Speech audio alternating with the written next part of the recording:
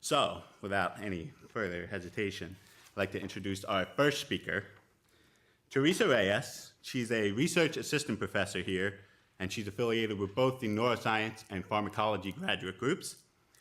She got her BS, MS, and PhD all in the Department of Psychology at the University of Wisconsin in Madison. Her PhD in biological psychiatry focused on neuroimmunology, and during her postdoctoral training at the Salk Institute in La Jolla, California, she studied functional neuroanatomy.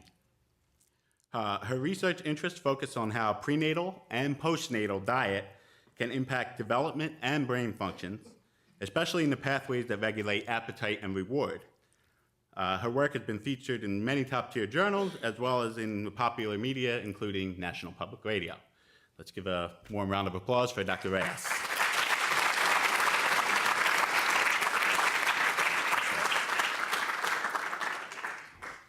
Super.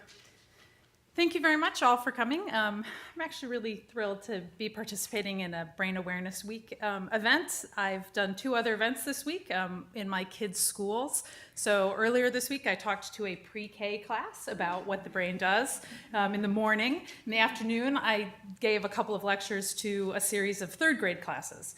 So we're moving up. We did pre-K, 3rd grade. So hopefully I've moved past that and I'm directing this at the right audience. Okay, so I'm just going to tell you 2 sort of short stories about some of the work that goes on in my lab. And this is really what I care about, which is how what we eat affects how our brain functions, brain development, and eventually behavior. Okay, so this is sort of the grounding of what I'm interested in. And this is a map showing the prevalence of obesity. And what you can see is that this is a statistic we're all familiar with, the prevalence rates of obesity starting in 1999, advancing through time to 2009, has rapidly increased. So there's a much greater percentage of the population that is overweight or obese. We're particularly interested in how this obesity epidemic affects particular time periods that are critical periods of brain development. So the first period that I'm going to talk about is how maternal obesity during pregnancy can affect offspring brain development. And the second period of time that is critical, sort of a critical brain development time period, is adolescence. So how does obesity during adolescence affect brain function and behavior? So let's first talk about the epidemic of maternal obesity. So in 2009, these are the numbers of women of childbearing age that were overweight or obese, so that you can see 29% of this population was overweight and 24% of this population was obese. So the majority of women of childbearing age were either overweight or obese. And when you actually look at the number of women who are obese or overweight who really were pregnant, that characterizes half of the women. So this is really something that affects the majority of babies who are born in this country. Along with obesity during pregnancy is a related condition, which is excessive gestational weight gain. So physicians have guidelines for how much weight is healthy for a woman to gain during pregnancy, and that's based on what their body weight was prior to pregnancy. We know that half of women who were normal weight prior to pregnancy gained too much weight during pregnancy, and 3/4 of women who had a high BMI prior to pregnancy gained too much weight during pregnancy. So these pregnancy conditions, obesity during pregnancy or gaining too much weight during pregnancy, again affect the majority of babies that are born in this country. So why is that a concern? Well, partly it's because babies who are born to moms who are obese or whose moms gain too much weight during pregnancy are at a much greater risk of being born large for gestational age, which is this LGA. So they're 3 times as likely to be LGA. And LGA babies are at an increased risk for obesity themselves. Those babies are more likely to develop more severe obesity, as well as learning and or behavioral problems later on. And so we were really interested in trying to model this in mice so that we could understand exactly how it is that the brain is changed in a way that might predispose these babies to the development of either obesity or behavioral or learning deficits later in life. So we use a mouse model where mice are fed a high-fat diet during pregnancy and lactation. So these mice are actually normal weight at the time of breeding, and they gain too much weight during pregnancy. So we're able to model this in mice.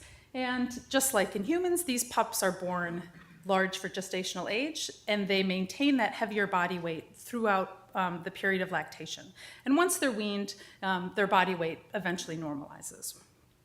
Okay, so there are a lot of systems in the brain that control how we eat food.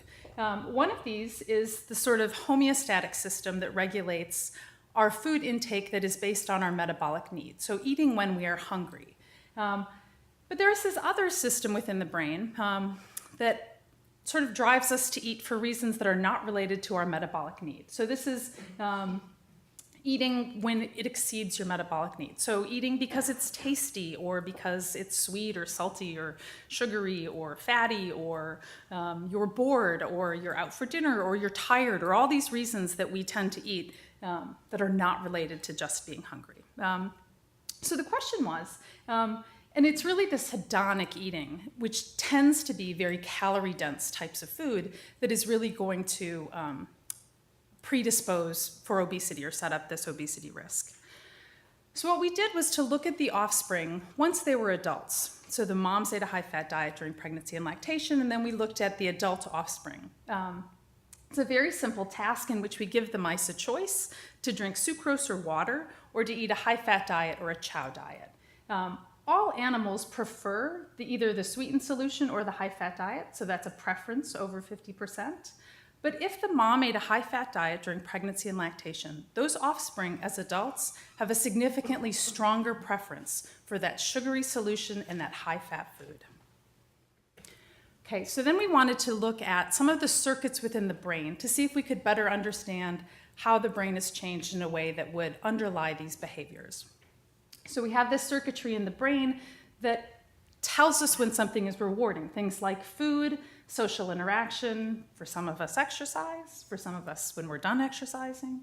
And then this sort of system is what becomes dysregulated or co-opted by drugs of abuse. And there's just one example that I'm going to show you today, which is the opioids.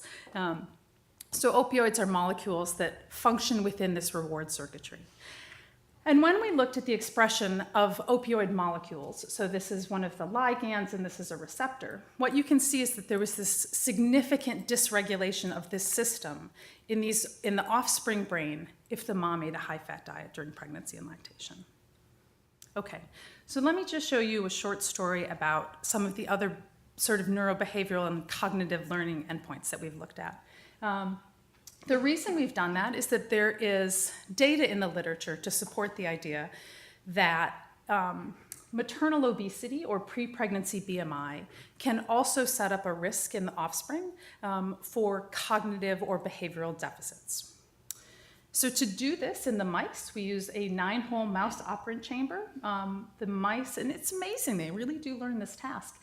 They have sort of 5 holes that are activated, or that are present, and there's a light that will light up. And what the animal eventually learns is that when the light comes on in a specific hole, they need to go and nose poke in that hole, and then they will get rewarded with a little drop of chocolate yoo-hoo. And so I'm going to show you data from 2 tasks. One is called the progressive ratio, which is a measure of motivation, in which we can see how hard an animal is willing to work for that sweetened reward. And the second task is a test of executive function, which will let us look at things like attention and impulsivity. Okay, so here's what the animal has to do now in this task, is that they have to nose poke an increasing number of times to get the same single reward. So the first time they nose poke once, and they get their single drop of yoo-hoo, but the next time they have to nose poke 2 times, then 4 times, then 9 times. And so how hard an animal is willing to work is a measure of their motivation, because at some point an animal will say, I am not nose poking 27 times for my 1 drop of yoo-hoo. So what you can see here is that if the moms ate a high-fat diet during pregnancy and lactation, these offspring are significantly less motivated to work for the food, for the reward. And so remember, it's these animals that actually have a significantly stronger preference. So when they don't have to work for the sweetened food, they prefer it. So this is not just a function of them not finding it rewarding, but if they have to sort of act in a motivated way to acquire that behavior, to acquire that reward, they are less willing to do it. So they're kind of lazy. Let me just show you some data from the executive function tasks. So here, there are now 5 different holes. The animals have a choice across these 5 holes. And what they have to do is attend to the light coming on. And when the light comes on, they nose poke in that and they get their reward. So there are a lot of ways they can make an incorrect response. They can omit, the light comes on, they don't do anything. They can make an incorrect response to the hole that is not lit, or before the light even comes on, they can make a response. Omissions are a sign of inattention, while incorrect and premature responses are indications of impulsive-like behavior. So what we see in these LGA offspring is that they make significantly fewer correct responses, so they are not as good at doing the task. And when we look at what kind of mistakes they make, we see that there's no difference in their omitted responses. So it's not that they are inattentive. But if you look at their incorrects and prematures, these animals are making errors that look like impulsivity. So if the mom ate a high-fat diet during pregnancy and lactation, we see behaviors that look like impulsivity in those offspring when they're adults. We can also look at how quickly they learned the task. And what you can see, these are the LGAs here in this blue line, is that after about 12 days, all of the control animals had learned the task. But it took nearly 3 times as long. It took 30 days for all of the animals from the high-fat fed moms to learn the task. So in general, they were significantly slower to learn it. Okay, and lastly, let me just talk a little bit about adolescence. So now we are out of the prenatal vulnerability, and we're talking about consumption of a high-fat diet postnatally. The reason that this is important and that we care about it is that there's an increasing amount of data that shows that the chronic intake of highly palatable foods, high-fat diet, high-sugar diet, repeatedly is activating this reward system, and that repeated activation can change the way the brain responds to these rewarding stimuli. We've seen it in animals, and we've also seen it in humans. So if you take this was done in college students, and you put them in, for example, a functional magnetic resonance imaging scanner, and look at how those people who are either obese or normal weight respond to a palatable milkshake. Subjects who are overweight or obese have a significantly blunted response to that milkshake. Okay. So the question that we were interested in asking was, we know that there are changes in this reward circuitry in response to a chronic high-fat diet. But is there sort of a critical period? So if that exposure happens during adolescence, is the adolescent brain more vulnerable? And are these changes reversible if you just take away the diet? This is the work of one of my graduate students who's defending her thesis in days. So she had these were her ideas, which were just great ideas. And this is essentially the experimental design, which is this, that animals were on a high-fat diet for 12 weeks, but it either started when they were 3 weeks of age, which would cover the period of adolescence, or it started when they were 6 weeks of age, which is more the point of young adulthood. They were all groups were on the diet for 12 weeks, and then we took them off the diet. Another group were taken off the diet for 4 weeks. And then there were animals who were age matched so that we had them at the correct ages. Okay, and I'm now gonna introduce this concept of sex differences, which is that men and women are different. Okay, so here's what happens in a male brain. When these animals eat a high-fat diet over this 12-week period of time, and I'm just gonna show you sort of snapshots. So this is gene expression within one area of the brain for all animals that started the diet at 3 weeks of age. So here you see this downregulation of these molecules related to reward in this area of the brain in male animals that have consumed the diet for 12 weeks. And interestingly, you see the exact same response in females. So in this way, males and females are not different. So then the question was, if we take the animals off the high-fat diet, can they recover? And actually, I was really surprised because they do recover, even though in 4 weeks their body weight has not recovered to normal control levels. So these animals are still obese. We've removed the high-fat diet, but now these changes in their brain circuitry have normalized. So that is really great news if you are a male, because that does not happen in the female brain. I don't know that it doesn't ever happen. It might be that the female brain is slower to recover and that maybe by 6 weeks or 8 weeks, we would see that recovery. But in this brain region at this time period, we didn't see recovery. So now when we look at the difference between 3 weeks and 6 weeks of age, again, the sort of genes that we looked at isn't particularly important, but you can see that there's this down regulation in response to the high-fat diet at 3 weeks of age. And when the diet was started as adults, you see this recovery when you removed the diet. But in this brain region and in these genes, if the diet started as an adolescent, and now these are males, the diet started when the animals were adolescents, this brain region was not able to recover. So in this way, the adolescent brain does appear to be more vulnerable to exposure to the high-fat diet. Okay. This is my last slide. This is what I care about, nutrition and brain development. And so I hope that what I was able to convey to you is that what the mom eats during pregnancy is really important, not only for her own health, but for the health of her baby, and particularly for the brain development of that baby. And what we eat throughout adolescence and even as adults can affect the way our brain works and functions and behaves. And so it's important. These are the people who did the work and the people who pay me money to do the work. So thank you very much.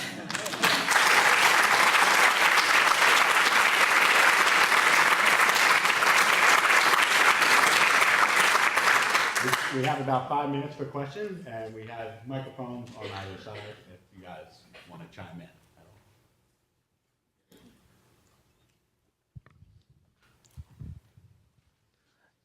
So you were very meticulous in your talk about mentioning that the moms were fed a high-fat diet during gestation and lactation period.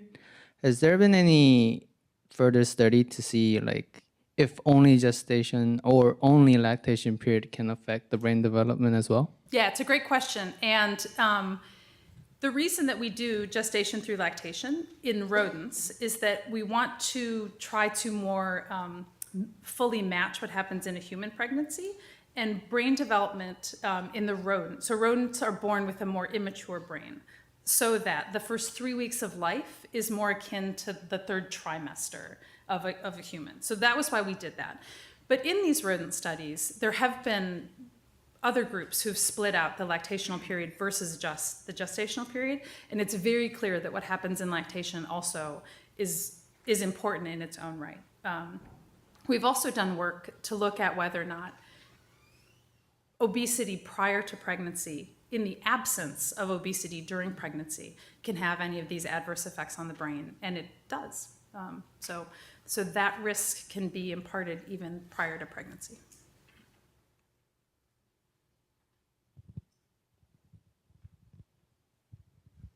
You mentioned interesting sex differences in your adolescent studies, and I was wondering if you found any of those sex differences in your prenatal studies. We have. So really, just about anything you do in prenatal work, you will get an interesting sex difference. The behavioral work, though, the attentional, the impulsivity that we've seen, we see that in our female offspring as well. And we see, so actually in those endpoints, they actually are very similar, as well as the preference data. Although in the females, we see a much stronger preference to sucrose and not so much the fat preference, whereas we see both fat and sucrose in the males. So there are some differences. And we see more sex differences in some of the endpoints that we look at that relate to obesity, so metabolic rate and sort of basal food intake and activity, those sorts of things. Thank you.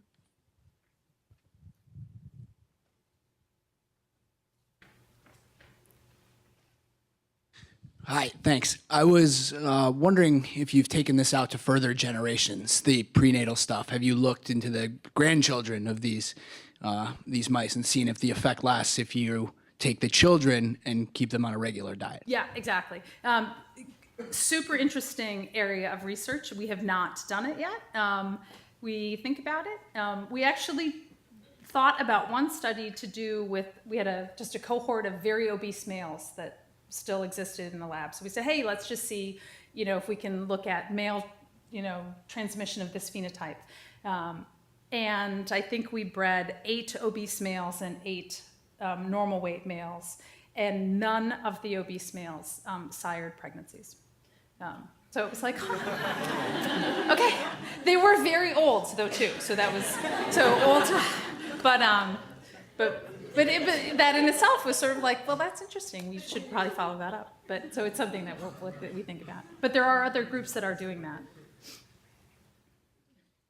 I think we have time for one more question. Thank you for your talk, Teresa. My question was, what are your thoughts on placental reprogramming as a possible link between what mom eats actually is important for the brain development of the pup? Yeah, the placenta is a really fascinating organ, obviously, that develops only during pregnancy, but it's,